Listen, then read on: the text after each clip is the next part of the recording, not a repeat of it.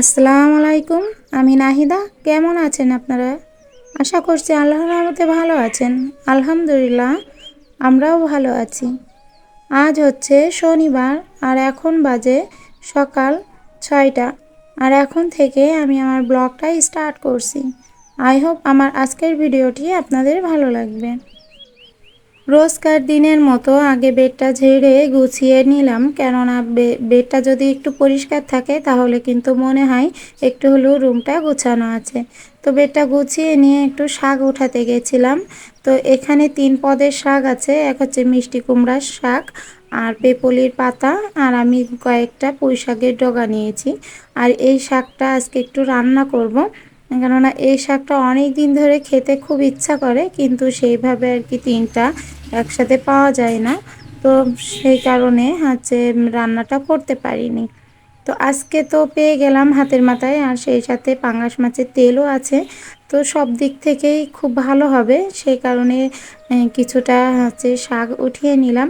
আর এই 3 পদের সাথে যদি আরও একটু শাক দেওয়া যায়, যেমনটা একটু লাউ শাকের ডগা, তারপর একটু চাল কুমড়ার শাক, মানে আর কি 5টা থেকে 6 রকমের একটু শাক দেওয়া যায়, তো তাহলে কিন্তু ভীষণ টেস্ট হয় এই শাকে। তবে হ্যাঁ, প্রত্যেকটা শাকের ভিতরে পুঁই শাকটা কিন্তু অবশ্যই রাখতে হবে। পুঁই শাকটা দিলে জিনিসটার স্বাদ অত্যন্ত মানে 2 গুণ হয়ে যায়। তো যাই হোক, আজকে এই শাকটা রান্নার রেসিপিটা অবশ্যই দিব। আর এটা খেতে যে এত টেস্টি হয় সেটা তো বলার বাহিরে। আমাদের এখানে কিন্তু এভাবে অনেকগুলো শাক একসাথে রান্না করা হয়। তবে আমার বাপের বাড়ি তো এখানে না, আমার বাপের বাড়ি একটু অন্য এলাকায়। এলাকায় বলতে স্থানীয় জেলায় একই, যশোর জেলায়, কিন্তু গ্রামটা আলাদা। তো যাই হোক, এক এক জায়গায় এক এক পর্যায়ে রান্না করা হয়। এইদিকে অনেকে মশলাটা কষিয়ে রান্না করে, আর আমার বাবার বাড়ির দিকে কিন্তু মশলাটা কষিয়ে রান্না করে না। সেখানে এমনিতেই হচ্ছে কোনো রকম লবণ হলুদ দিয়ে তেলের পরে দিয়ে তারপরে সেই জিনিসটা রান্না করা হয়।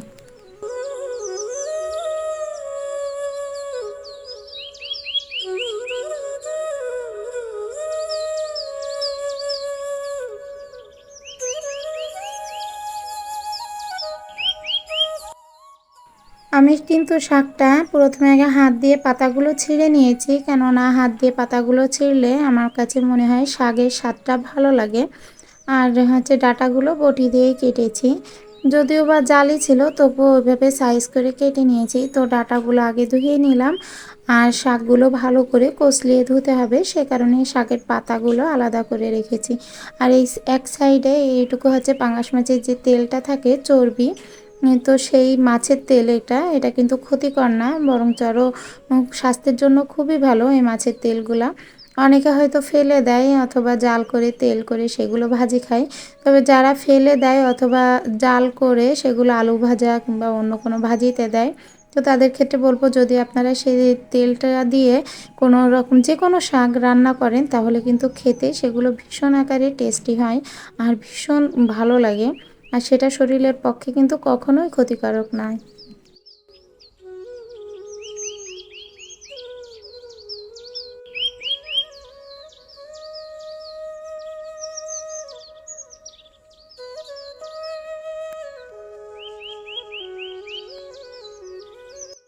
শাকটা আমি বেশ 2-3 বার একটু কষলে কষলে ধুচ্ছি, কেননা এটার ভিতরে একটু বালি হচ্ছে সংখ্যা বেশি থাকে, কেননা বাইরের যে বাতাসটা আসে সেই হাওয়া বাতাসটা থেকে বালিটা ছড়িয়ে আসে।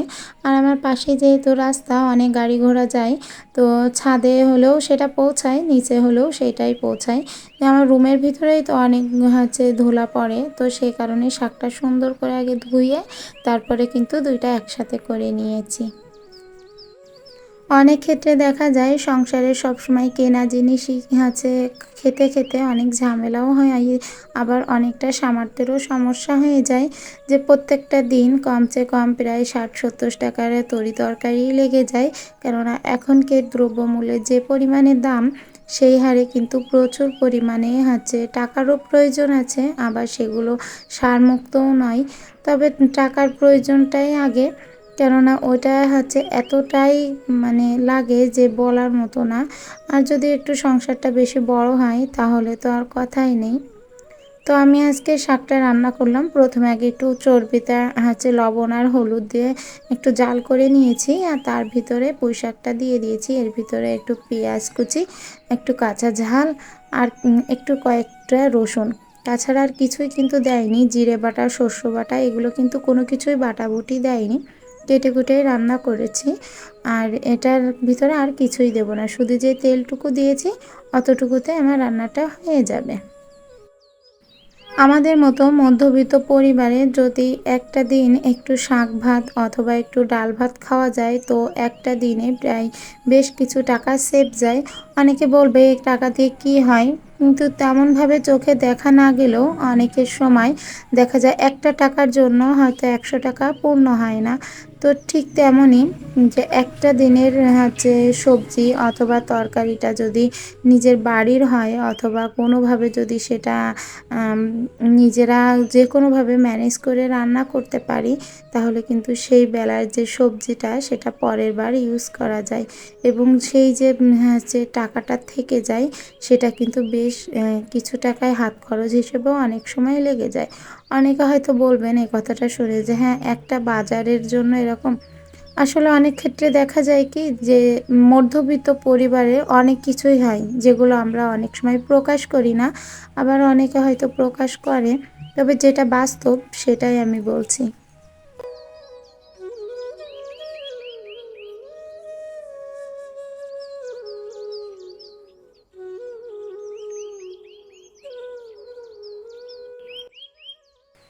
আজকে ভাতের গামলাটা একটু চেঞ্জ করেছি, কেননা প্রতিদিন যে গামলাটাতে আমি ভাত রাখতাম তো সেই গামলাটা অনেকটা ছোট হয়ে যায়, আর ভাতগুলা গরমেতে তেমনভাবে একটা ভালোও থাকে না, আর ভীষণ পরিমাণে আঁটো-শোটো থাকে, ঝরঝরে হয় না।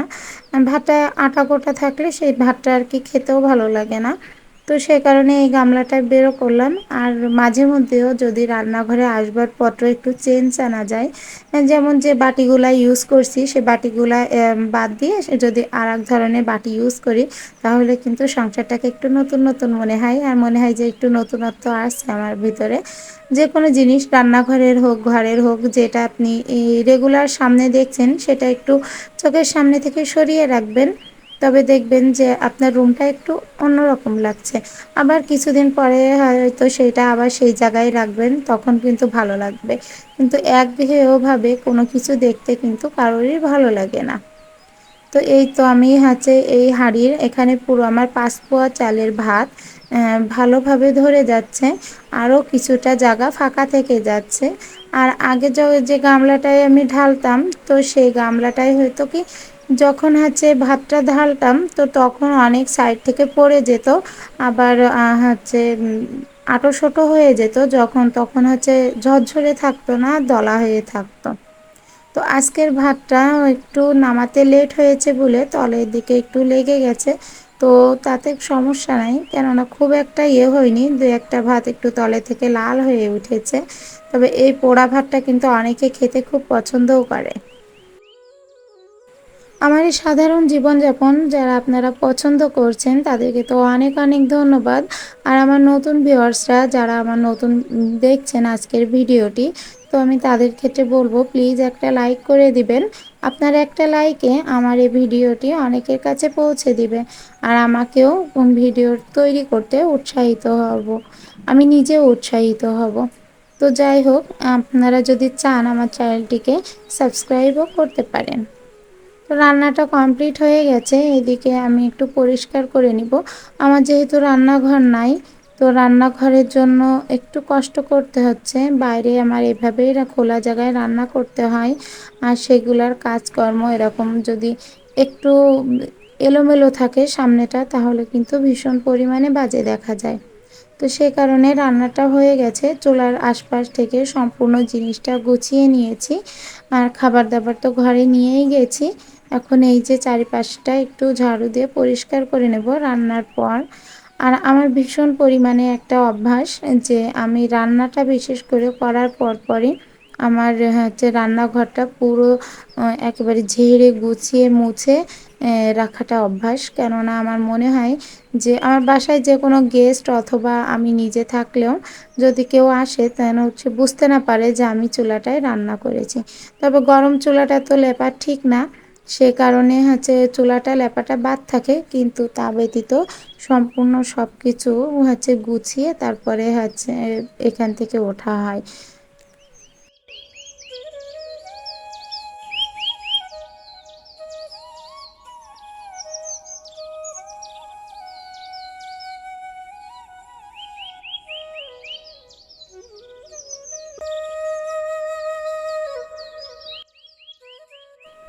আমার ঘরে তেমন কোনো আসবাবপত্র নেই যেটা আমি দেখে ইউটিউব করব অথবা ভিডিওগুলো আনবো, মানে কোনো কিছুই নাই। তবে আমার যতটুকু আছে আমি কিভাবে একটা সাধারণ দিন চালাই, সেই কিভাবে আমার সাধারণ দিনটা যায় সেটারই একটা ভিডিও উঠিয়ে রাখি।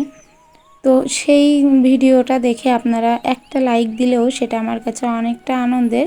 একটা সময় অনেক ভিউজ হতো, আমার হাজার হাজার ভিউজ হতো, কিন্তু এখন অনেকটা পিছিয়ে গেছি। হয়তো আমারই ভুল, নয়তো এরকমটা হবে কেন, তা কী কারণে যে হচ্ছে সেটাও তো বুঝতে পারছি না। আর এটা হচ্ছে আমার রুমের সামনে, এটা হচ্ছে একটা মাদ্রাসা। তো এই মাদ্রাসা অনেক বাচ্চারা কোরআনে হাফেজ হচ্ছে। তো আলহামদুলিল্লাহ ভালো লাগে সকাল ভোরে যখন কোরআন তেলাওয়াত শুনে উঠি। আর সামনের এই সিঁড়ির পজিশনটায় অনেক বাতাস আসে। আর এই দেখুন আমার রুমের এই জায়গাটা পুরোটাই খোলা বাতাস ঢোকে। আর এই তো রুমের ভিতরটা এভাবেই থাকে আমার সারাটা দিন। একটু ঝটপট কাজ করে সেগুলো গুছিয়ে রাখলে আমার কাছে ভীষণ ভালো লাগে। আর আমার কাজকর্ম আল্লাহর রহমতে আজকের দিনের মতো শেষ হয়েছে। তো এবার হচ্ছে সকালের খাবারটা তো এখনও খাইনি, তো এখন খেয়ে নেব। আর এই তো পুঁই শাক রান্না করেছি, আর হচ্ছে আলু দিয়ে ডিমের পাতলা একটু ঝোল করেছি। আর পাতে নিয়েছি আগের দিনের রান্না করা উস্তে ছিল একটু, তো আমি ছাড়া উস্তেটা কেউ পাতে নিবে না, আর তো সে কারণে ওইটা আমিই নিলাম। আর এখানে একটু শাক নিয়েছি, এই শাকটা কিন্তু খেতে ভীষণ টেস্টি হয়েছিল। আমার আজকের ভিডিওটি আমি এখানেই শেষ করছি। দেখা হবে পরবর্তী কোনো ভিডিওতে। ততদিন আপনারা ভালো থাকবেন, সুস্থ থাকবেন। আল্লাহ হাফেজ।